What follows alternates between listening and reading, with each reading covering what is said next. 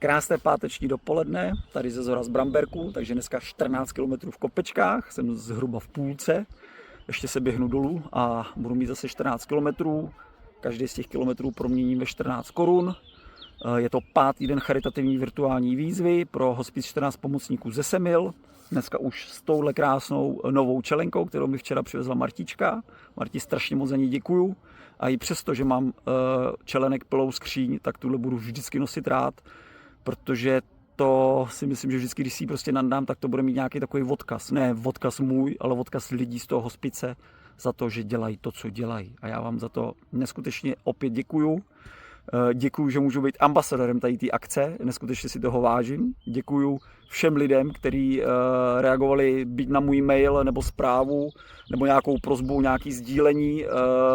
Chodili mi zpětný vazby nádherný.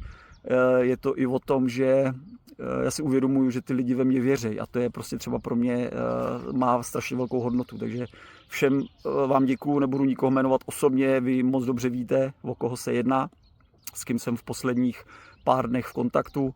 Neskutečně si toho vážím, za každou korunu, kterou jste poslali, je vidět, že tam ty korunky přibývají a mám z toho radost.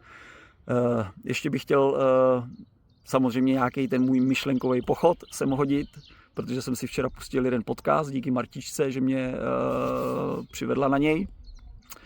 A hned na začátku toho podcastu padlo slovo svoboda, což pro mě to slovo má neskutečnou váhu. A zrovna třeba od rána přemýšlím vlastně, že to slovo má pro mě váhu i třeba v mém vztahu s Tereskou, v našem manželství. Jsme spolu 22 let, teď v létě 26. července oslavíme 18 let od svatby.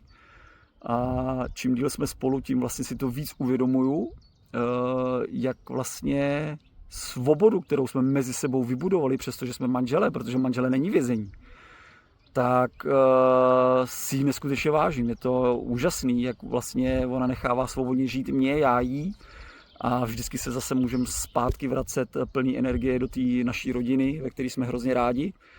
Snažíme se takhle vychovávat i naše holky, prostě ať si žijou svobodně hlavně, ať prostě jdou si za svýma snama.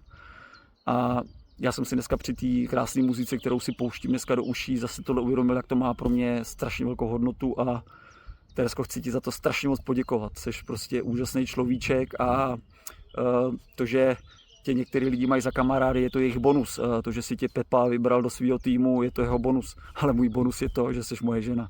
Takže moc děkuju, posílám ti velkou pusu a těším se za váma domů.